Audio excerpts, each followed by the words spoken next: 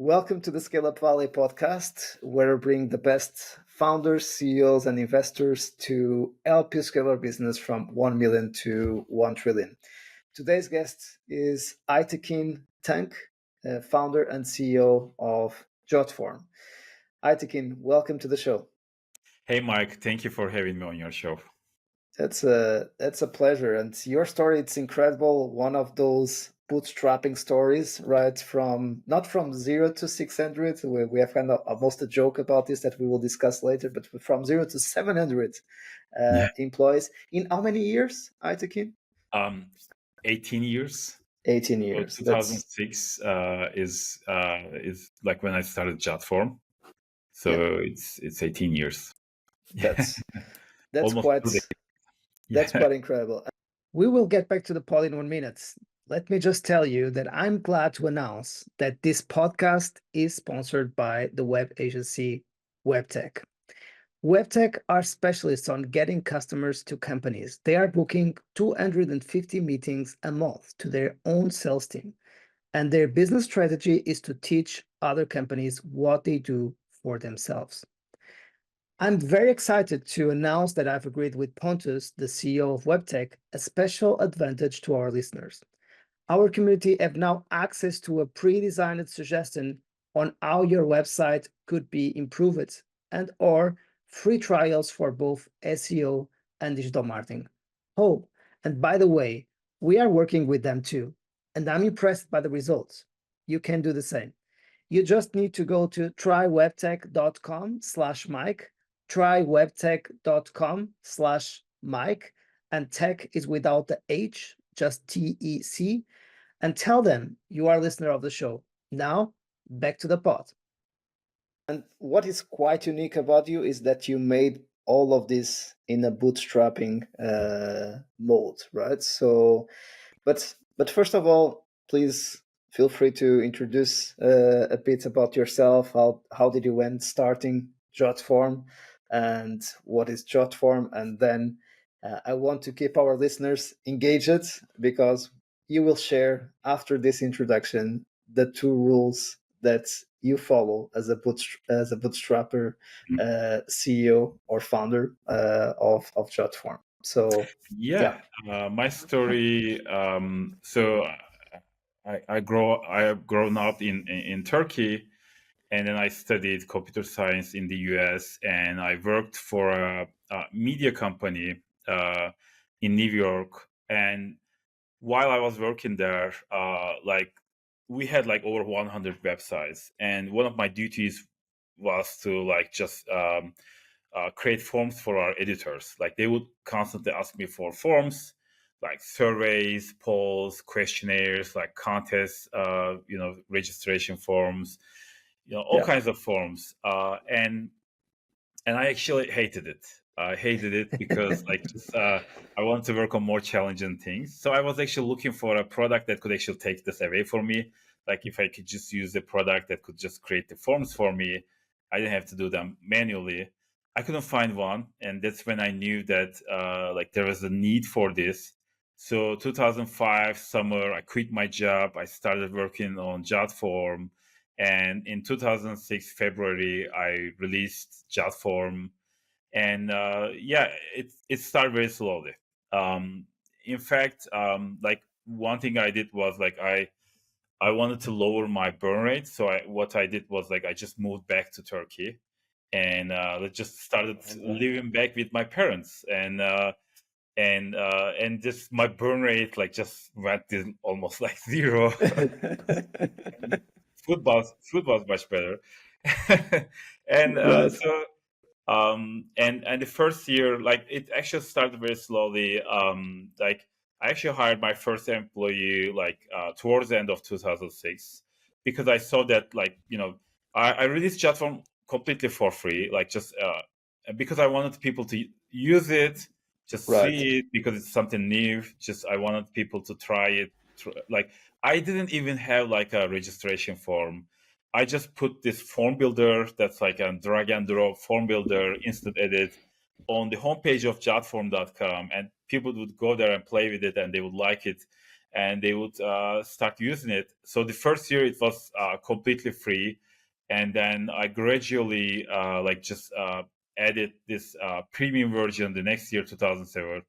But so we were just talking with you about this. Yeah. Just the first 5 years, I only added like one employee per year. Like the first 5 years, like one employee to five employees. And I Yeah. was just checking the numbers. I found out that the last 5 years we were adding like 100 employees per year. So at the end of 2019, we had like 200 employees, and now like end of 2024 we have 700 employees. So we last 5 years we went from 200 to It's, 700. it's So incredible. yeah, yeah. Just for the audience to know, in our pre-call, Aytekin thought that he had around 600, and now he realized that is another 700 people in the company. I didn't check. So, I was thinking like we are still like 600, but I just saw that we actually reached 700. yeah, Yeah, and yeah, I'm not kind of putting here on the spot at all. And I think we people will get, especially founders who wants to play more the role of the CEO.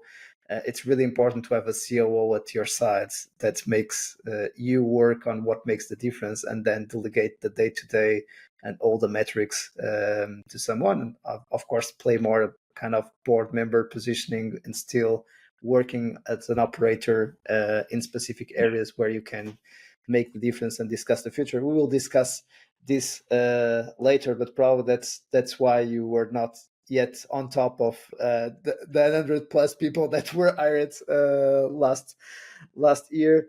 But anyway, that's amazing. So how you kind of came from the US to Turkey? At this stage, you are based in Turkey, Aytekin, correct? In order to reduce your burn rate, to allow you to do more experiments and try longer, and start with a very aggressive way, which was to release the product for free, and only later on add your premium label, where I assume that's when you start charging and monetizing At some the point I platform. went back to the US. I built our team in the US, Okay. but because our R&D team is in Turkey, and because Yeah. I prefer to be more involved with the product. I see myself as a product person first. Yeah. I'm actually living in Turkey now because our like R&D, like all the product and technology people are here. But we have like 100 employees in the US, and they are like mostly like business, marketing, sales. Like they're more in those categories. But Yeah. yeah, we our R&D is here. Yeah, And in a certain way, kind of 18 years ago, you were already playing what we call today, in a very fancy way, product-led growth, right? With this free platform. At the time, I think that the terminology didn't exist, but that's what we were doing, right? So from a go-to-market motion perspective. But there are two rules that you always have in mind as you have been bootstrapping your company during the last 18 years. What are those two rules about? yeah. So as I mentioned, like we were growing like one employee per year in the beginning because I'm actually not a risk taker. I hate taking risks. Like I'm terrible at poker. People assume that if you're a startup founder, like especially if you're a successful startup founder, you are good at poker. I'm a terrible at risk taking. I hate taking risks, and I wanted to like go with my own pace. So we never received any investments. It was all bootstrapped. Never received any kind of debt, neither. So um, and I always made sure that we were actually keeping our expenses lower than our revenues. And so my two rules are: the first one is I should always have like 1 year, salaries for an employee if I'm going to hire someone. So Mhm. that's my first rule. Just make sure that I like, if I'm going to hire another employee, I have the like 1 year funds for that person in the bank. This actually allow me to like make sure that I'm growing the company as fast as Mhm. I should, but not faster than that. Like not like losing sleeps or like just risking everything. Just go slowly. And this is actually very sane because like slow growth is good. Because before I started JotForm, I didn't even know anything about management. Like I never managed anyone. Like I was this individual contributor. I was a developer for 5 years, and then Wow. I became this founder.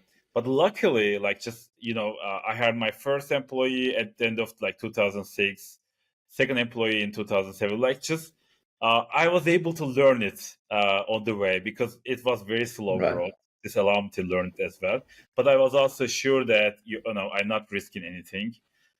So my second rule was has always been like always have like this 25% gross margin gross margins like when I compare like how much we earned this year. And in the early days, like I would just do this, like just checking our bank account how much we earned this year, like just putting it in a spreadsheet.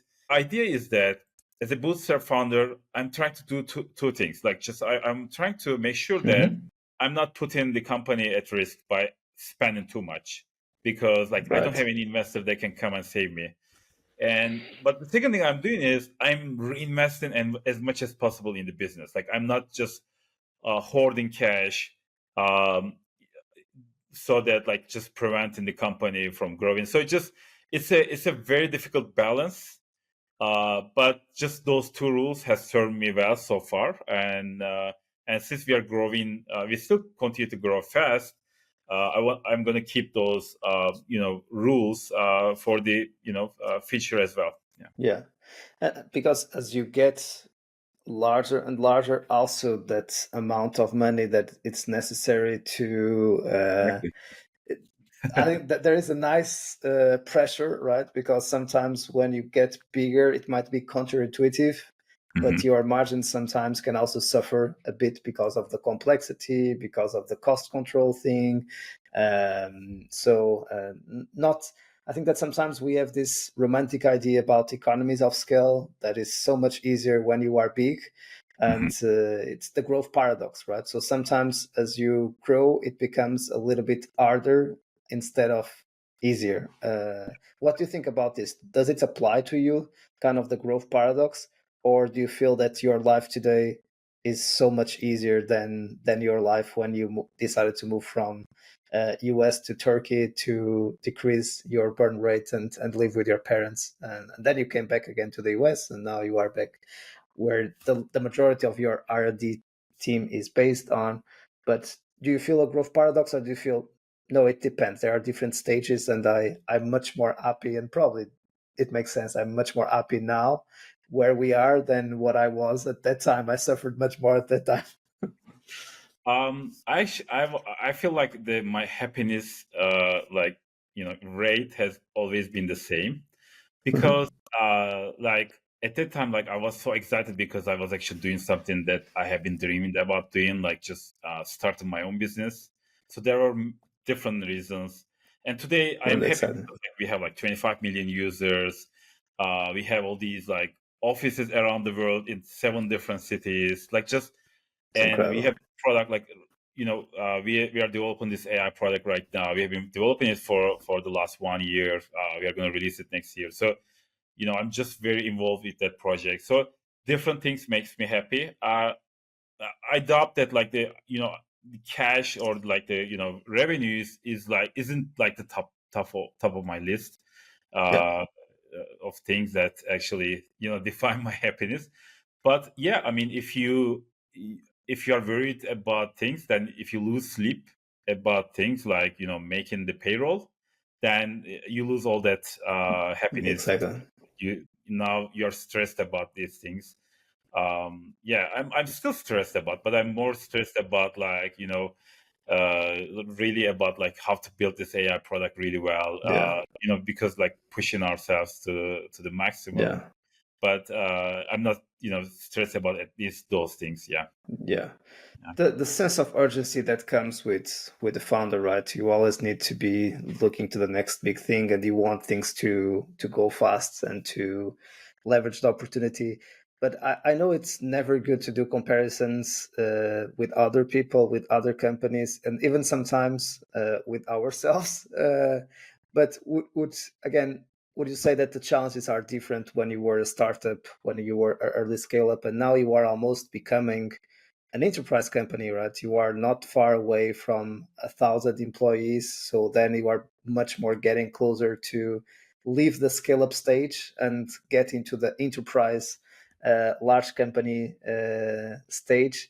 Do you feel that things are more complex today or just different? Oh yeah, definitely things are more complex. But there are things that I discovered along the way that actually kind of helped me.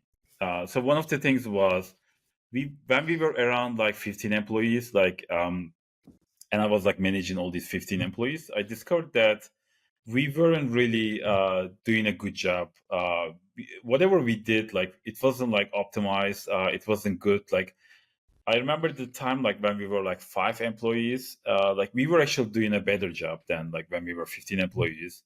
And then I discovered that, and I was also reading about these, lean startup before, like Eric Rice wrote that book. I was reading his blog Mhm. posts, or just watching his videos, Mhm. and I kind of recognized that we were really good because we were like this small team that like we did everything together. We would go to lunch together. We were like friends. Like we had this small office space. We had this whiteboard. We would always discuss ideas, and we were just developing this single project. Like we were all involved with this project, that we had this like this mind share. Like we were always discussing this, and because of that discussion, we were actually producing something great. And we were this cross-functional team. We had like a designer, we had like a back-end developer, front-end developer. I was more like at this point business person, or I was doing all the support. So I was actually doing, I understood our users as well. So Mhm. when we get to that 15 people, we actually lost that. Like we actually became this bigger company, but we actually lost that touch. And I assumed Right. that, this is what happens when you get big. But when I started reading like how cross-functional teams Right. were better, things like that, and I went back when we were actually a cross-functional team, small cross-functional team. Okay, I said, this is not working. We were just moving to a new office space, so I hired this interior designer and told him okay, design of these small office spaces. I just described our first office space, Right. right? And just small office space, like whiteboards, right? Desks like close to each other, you know, Uh-huh. so that people can have that discussion. So they have a closing door, but we don't want it to be too claustrophobic. So like maybe glass offices or something. Right. So and the office spaces architect built for us was amazing. And then like we built like these 5 office spaces, and we were also growing. So from like 15 people working separately, like we went to like 3 teams working uh, as a team. They were involved with one project. So instead of trying to do like 15 different things, what we were Right. doing was like we were doing the top 3 projects that are really important for us. So that was actually the our roots as a team, like how we scaled. This is how we scaled. Yeah. Even today, we have the same thing. Like if we want to do something good, we just build this small team, and then make it cross-functional. It doesn't have to be like this product team where you have like the designer and the Right. front-end developer. Uh, this even applies to like a growth team or a marketing team or a finance Mhm. team. You could still build this cross-functional team. Yeah, and I like it because sometimes the cross-functional word might confuse us a bit, but I think it's the concept that you are presenting is even more multidisciplinary work. So what are the roles and the people that we need in order to execute this mission, right? So, and sometimes it could be more a product-oriented team with different skills in the team. It could be much more marketing oriented, or it could be a combination, a go-to-market kind of team that comes together. So it's more multidisciplinary, even more than cross-functional, because the cross-functional idea that comes quickly to my mind is we'll have a person of marketing, a person of sales, a person of finance, a person of products, a person of customer success, whatever it is. So, but in this case, it can be also applied, and I think you have a lot of this applied to the R&D department, to your tech and product department in Turkey as well, right? Yeah, I mean, even when you look at the team that builds the templates for us, form templates for our users, it's like we have people who do like keyword research. We have people who interview customers to understand their use cases. We have people who are like just builders of beautiful like designers. So it's just you can be cross-functional in different ways. But the what makes cross-functional really successful is the diversity. Yeah. People come from different diverse backgrounds. They actually have different kind of ideas, so that you don't get stuck in just one idea, just start doing the same things. And we all know that leadership development is one of the main bottlenecks of scaling up. So it really solves the leadership development. And I find it really curious that you found out that scale up bottleneck just with 15 people, right? So you could already see it's incredible how much complexity we can have so early in terms of stage of growth. Already with 10, 15 people, we start feeling the pain of having the functions, of having the complexity of not working on the main priorities, of having too many bureaucracy. Very, Exactly. very, That's the right word, priorities. If you don't like just think about your priorities all the time, it's very easy to get lost. Yeah, that's like the most important thing. Make sure like you are just because you can work on like millions of things, right? But if you can actually know your priorities, then you can actually say, okay, this is a priority for me, so why don't we yeah, build a team for this? If yeah, this is a priority, we should have a team for it, and then yeah. a team actually works on that priority, and then you don't have to be stressed about like that priority anymore because you know that the team is actually taking care of that. And there is a nice story that happened after your third child, and Hmm. the way you delegated things to your COO, Sure. and what is today, and this connects with what is today your role as founder and CEO. So would you like to share Sure. that story? So it's actually there are like two parts to that story. So the first part is like in the early days of JotForm, I think this was around like I don't know, like those like when we were like 5 6 employees at that point, and I was actually spending too much time on with busy work, and like I was doing like the whole support. I was spending all my time with emails, like just accounting, legal, HR. I was doing everything right. Yeah. And then Google Forms came out, and then I felt like we weren't progressing fast enough. Like our product wasn't growing fast enough, uh, or like the improving fast enough. So I decided that like I'm just going to use automation and delegation as much as possible. A few years ago, I made the same mistake. So my my third child uh, was like when she was born, I was gonna take time off, and then I just like I I actually hired my first COO when I had my second child actually, because I was How gonna long leave ago? office for a while, and I had my chief operating officer, and Yeah. he took care of things for me, and then when I went back, I just took over everything back, just and on my third child, I felt like I was this glorified administrator. I was doing so many meetings, back to back meetings. I was approving things. Like I was going from this office space related meeting to this product meeting to this like finance meeting. Just I did the exact same mistake. Like just but in this case, I wasn't doing them manually like when we were small. But in this Mhm. case, I was this like this glorified administrator, just approving things, making sure everything is all right, and then I had this insight that my title is founder and CEO. and I was always assuming that my founder title was about the past. Like, okay, I founded the company, so I'm the founder. It's about the past. But and I had this insight while I was away, because like I was away for a long time. This time, like, just I didn't want to go back to work. I thought that, okay, I'm the founder and CEO, uh, but now I became the CEO, and I was actually dealing with everything. Even when I prioritize things, I didn't feel like I was prioritizing enough.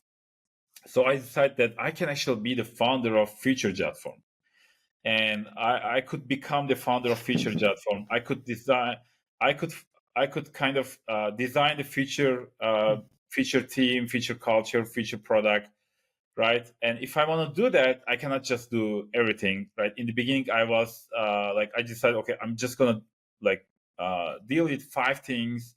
Monday I'm gonna do this. Tuesday, when I come back, and I started that way. But later on, I just decided that I'm just gonna reduce it to 2 things.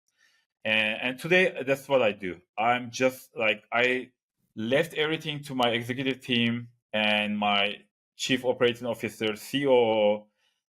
They're kind of responsible for everything, and I'm just focused on 2 things. And I discovered those 2 things by asking myself 2 questions. The first question is, what's the biggest opportunity for JotForm? And the second question is, like, what's biggest bottleneck for JotForm? Right. So what's the biggest opportunity for my company, and what's the biggest bottleneck for my company? And right now, I answered that with the opportunity is obviously the AI. Just a question there on the go-to-market motion that I think very interesting is when we start a company, it's all about acquiring customers and, of course, retaining them. But there is a little bit more of a focus on acquiring customers. And now, when you talk about so product-led growth, it's important to make the process frictionless. But then it gets to a moment that your customer base is so big that potentially you can scale so much more the company through your customer base, not so much from acquiring new customers. So expansion becomes so, and retention and expansion becomes so much more important than acquisition to grow the company. So I think that's why that enterprise component is almost a net revenue retention kind of discussion. We need to keep moving net revenue retention up. Is this the right interpretation of what you were saying as the bottleneck on the enterprise motion? I think we have already done so much for product led to like enterprise part. So we have already, like, we've been working on that. The first 4 years of enterprise probably. So at this point, uh, that's why I see this as the bottleneck, because it's just like, so sometimes you cannot just like, those enterprise customers will not actually come from like product led. They Yeah. are like, they are more like, small businesses is like, one of the biggest users of JotForm is small businesses, Mm-hmm. and or like, education, nonprofit, healthcare is big as well. So there are some like enterprise there as well, Mm-hmm. but it's still it can still be different, right? So it's even like, we have customers from any company, any like enterprise company in the world, because Yeah. like, but there's just like this one person who is just using their corporate card to buy JotForm, right? They are using the Mm-hmm. product ad, right? So the idea is that instead of that, like, how can we get the whole company to use JotForm, right? So that's that can be different. That's not like a sure way Right. that one person will go and you know make the company buy JotForm for the whole company. It's just that's not very easy. It's at least not for us, at least, right? We are Right. trying to figure out all those things, Yeah, and I actually like the challenge. So it's all good. that's a good point. I love it.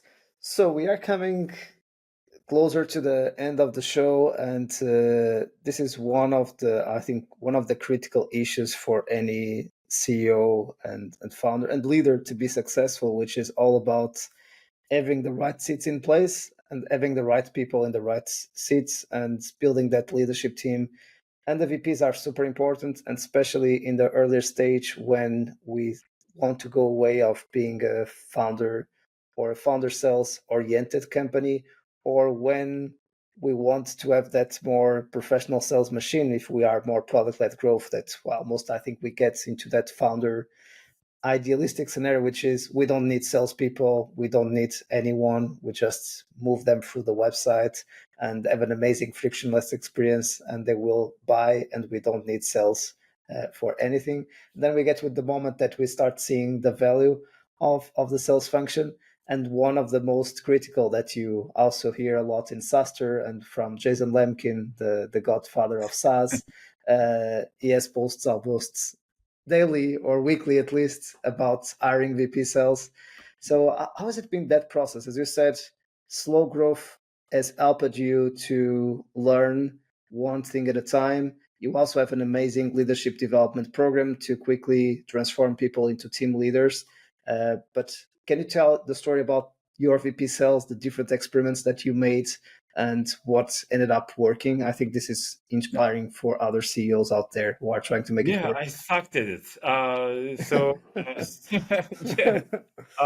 So the story of enterprise is starting with this story. Someone from a known company, like a big company, just emailing me, asking me like, just yeah, come tomorrow, and yeah, come to our offices and let's discuss. And like, I didn't feel like going. Like, I didn't feel like, I'm more, I guess, I couldn't consider myself like a salesperson or anything. Like, just, yeah, Yeah. we didn't have a salesperson to stand. So I couldn't stand. Like, I just said like, yeah, we have a SaaS service product, and then he told me that they are going with a competitor, and that was like, and the competitor Wow. actually had a sales team, right? So it's just, and this is the reality. It's like many companies, they actually need salespeople because like their like buying process is like involves multiple things, like talking to a real person, like answering all these questionnaires, maybe security questionnaires, like that. Like, there's just like so many things, like compliances. So enterprise is, it's not like a straightforward thing from going from product led to enterprise. But yeah, but that was like a moment that I actually kind of discovered that, okay, yeah, this is wrong. Like, I don't want to lose any more customers to our competitors. Let's build our sales team, right? So okay, so yeah, I'm in San Francisco, of course. Like, just sales, marketing, business, those functions are more in San Francisco. Mhm. San Francisco office, like, just I hired like really like good. My first, like, so we built our enterprise product. This is like, we already, year, I can't remember. It's probably like 2017, 2018, around that time. Mhm. So we built the enterprise product. Now we need a salesperson. So I hired a salesperson from a large, SaaS business. Like, it looked like he knew what he was doing, but because I understood nothing about sales, he was actually like leading the channel sales for the, and our product wasn't even like ready to, like, just, it wasn't even ready to be told to a single person, as opposed to like channel sales, or like just doing all, like, managing all these people who actually sell the product for you, like agencies, things like that. And so he came from that. He had an amazing resume, and I hired him, and he couldn't sell it. He couldn't sell JotForm, and then maybe the product wasn't ready. So I don't want to put too much blame neither, right? Right. So it didn't work, even though he had like this amazing resume. So next, that didn't work out, and he decided to leave. And next, I hired another VP of sales. But she was also like, she wasn't a VP of sales before, like, and because we were just starting out, I thought, and she Yeah. wasn't that, like, she didn't have the experience to be able to like just do this. She did some sales, by the way, like she, but also like the number of sales weren't that much. So, and then like, so we had to, leave our paths at that point with her as well. So I decided, okay, we already had this like established marketing team, because we established the marketing team in San Francisco in 2014. So I actually like decided, okay, maybe temporarily, maybe permanently, I'm just gonna make this person the salesperson. And he actually did the sales as much as the salesperson, like the second hire. Like, so the third one, he was more like a temporary, but we could still call him like the third VP of sales. He also wasn't able to sell it. So at this point, like, I'm just, maybe I'm not gonna be able to do this. Like, it's like almost like Right. 2 years passed by. I couldn't find a good VP of sales, and I also didn't know how to sell. Mhm. So maybe I was thinking maybe I should start learning it or Right. something. And then by reference, I actually found like the fourth person. And the great thing about him was he was actually this person who was like who actually helped build like many startups build their Yeah. first A sales. builder. He Yeah. had that experience beforehand. Like, he knew like how to sell a product that's not fully ready. He knew how to sell, like how to start the sales team. Like, at the first year he was just alone, by the way, but he knew how to sell it by himself, but he also knew how to hire people. So he came in and he just started selling like. And when we actually met, and he was actually he's a Turkish person, but he's been living in the US for the last 20 years. By that, like 20 Mhm. 25 years. So he knew the US. Like, he also helped many like Turkish companies coming to the US, like just starting their first sales teams. He built many teams for them as well. So Mhm. and then like he actually was able to uh, right away. He was, and when I was hiring him, I was like very apologetic. I was saying like, it didn't work out for the last three, VP of sales. Right. So like, just I'm not sure like if you're able to do it. Like, but, like, can we do this like a 3-month contract? Like, just let's just put this quota for 3 months, see if you can sell it, so that I don't have to like kind of end ways with another person. Just Right. right. So and yeah, and he came in and he was able to do it. He was able to sell the product, and then he became a full-time employee after that point. After the 3 months, and then he started growing our sales, and then he started building the team as well. And he's still our VP of sales. He still continues Wow. like growing our. Very, very interesting. Wow, that's a great, yeah, crazy story. That's sometimes we question ourselves if there is the person, right? If we have the right product, what is happening? If the problem is us, and Yeah. not finding the right person for the role, and it requires a lot of patience and determination after 2 years of investments and throwing money out of the window, right? To keep trying. That's really great. So we'll wrap up the show by asking one of the questions that we ask at the end of the show, which is if you would have the opportunity to have a coffee with yourself, with the Aytekin of 2006, when you started the company, what advice would you offer to your younger self? Wow, that's a tough question. Yeah, it's definitely about priorities. Just that's the thing. Just that's what you learn about, like, just not like losing any time with things that are not that important. What I learned over time is like, just instead of like trying to be like just do everything, if I can just discover the crux of the problems. And there's a great book called Crux, and it's about building strategies, designing strategies. If you can actually and it's about like finding the crux of the problem. What's really, what can you do, like what's the real reason for the problem, and what are the action steps you can take to like having an action agenda to solve that problem, right?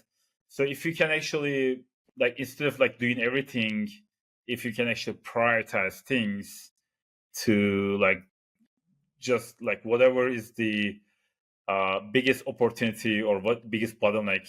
Aytekin, thank you so much for making the time. Really a pleasure to have you on the show, and I'm sure that the audience is having fun listening to us now. It was my pleasure. Thank you, Mike. And thank you also for being on that side. We keep bringing you the best of the best to make your life easier as you scale up your company. See you soon, and keep scaling.